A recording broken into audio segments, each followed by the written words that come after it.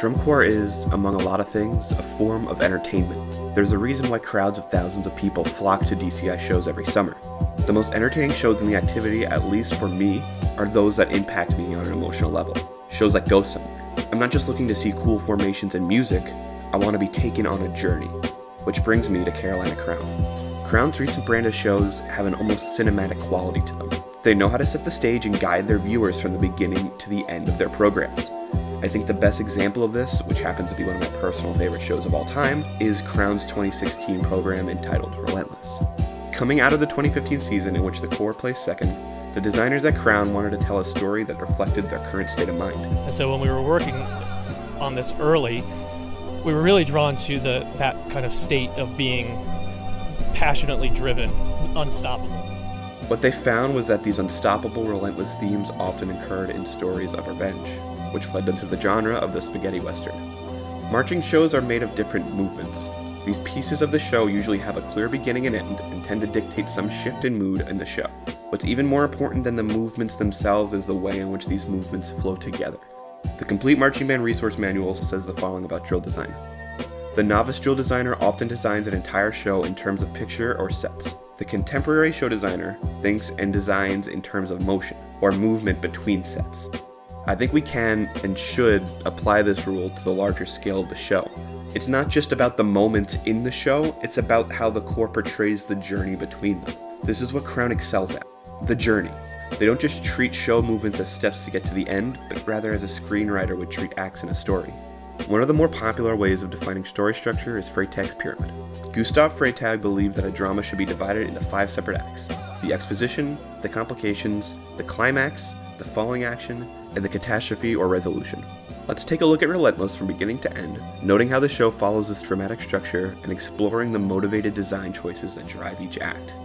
Our journey begins at the same time as our characters. We see 2 men say goodbye to each other as one leaves on a stagecoach, which took design inspiration from Tarantino's The Hateful Eight. The driver is soon robbed as the Corps begins to play The Ecstasy of Gold from The Good, the Bad, and the Ugly, a song whose name and feel reflect the emotion of the scene.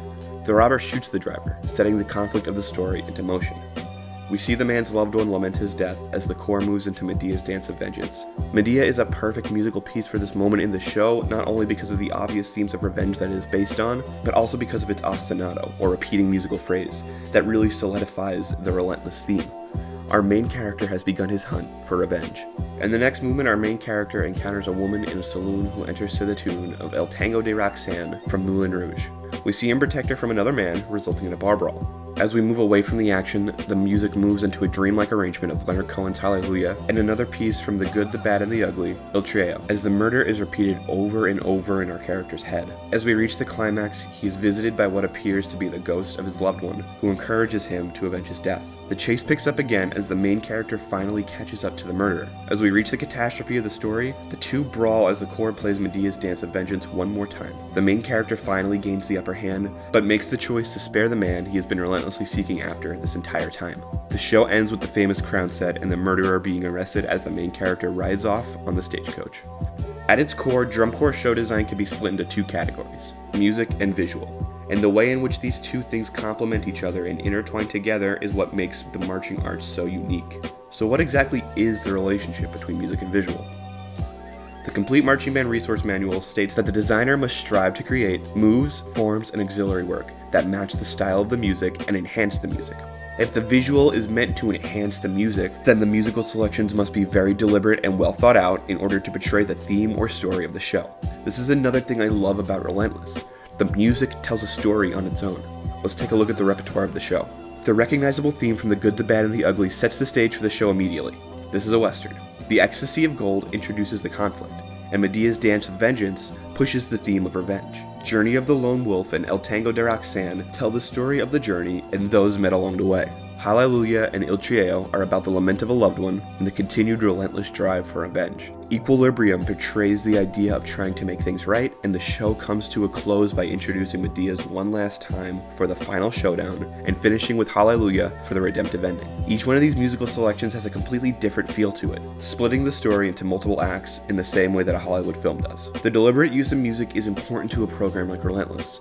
The music isn't just chosen because it sounds nice, it's chosen to tell a story and set a mood, a concept that is by no means new to Crown.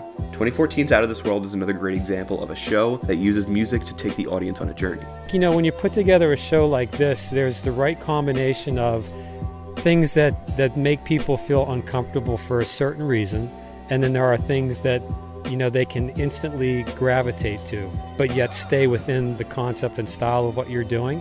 It elicits an emotional response in people. You know, it's all an experience that takes the listener and the viewer from the beginning of our journey to the end of our journey. This wouldn't be a Drunk Horse show without visuals, though. The most recognizable design element of Relentless is the stagecoach, which enters the field on side 1 during the pre-show and exits the field on side 2 as the show is ended. The audience sees the journey being made, even if they can't necessarily make out the characters. One important thing to note is that the stagecoach never moves on its own. There's always someone behind the reins. Crown's attention to detail is among the best in the activity. Even the uniform design, which has kept a consistent style since 2013, changes slightly from year to year to fit the theme of the show.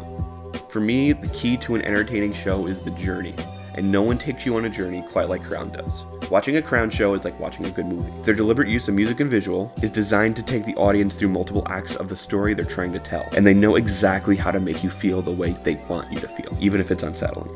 If you don't want to take my word for it, go see them at a DCI show this summer. I don't want to spoil anything, but I can probably tell you how it ends.